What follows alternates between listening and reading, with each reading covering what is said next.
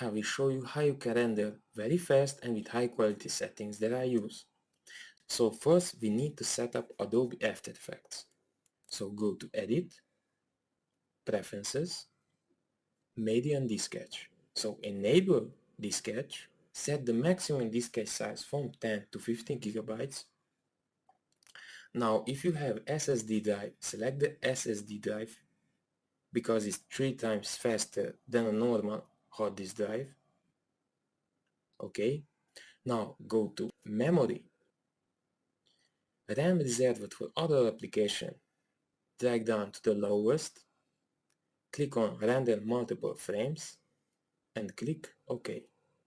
Now I will show you a secret menu that most of us didn't know. So hold down the Shift key, Edit, Preferences and General.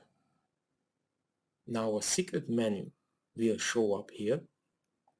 You will need to disable Layer Cache, ignore sequence rendering errors, and purge every 2 frames during the make movie.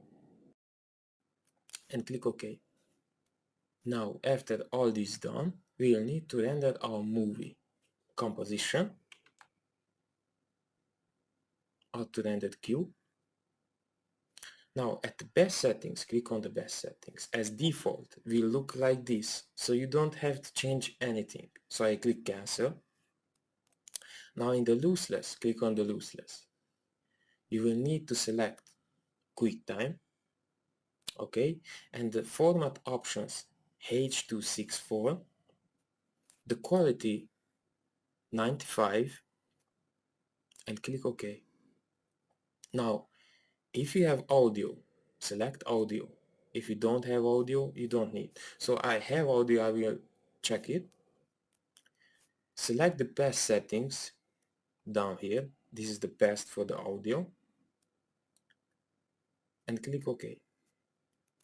Now you need to name your project and save it. By the way, this is a free template. Below the video there is a link from where you can download this template and use it. So save it. Okay, now before I press the render button, there is something that I need to tell you. You will need to press the caps lock button. Why? Because it will block this preview, and I will show you right now. Click on the render.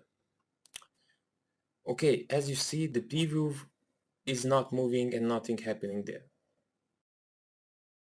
The rendering time depends on how many RAMs do you have in your computer, how long is your clip, and how many effects did you use in After Effects.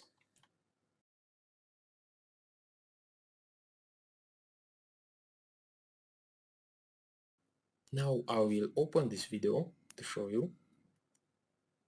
As you see, it's a full HD video. And this is the settings that I use for every video that I uploaded for YouTube. Also, don't forget to download this template because it's a free template. For more tutorials, click on the subscribe or go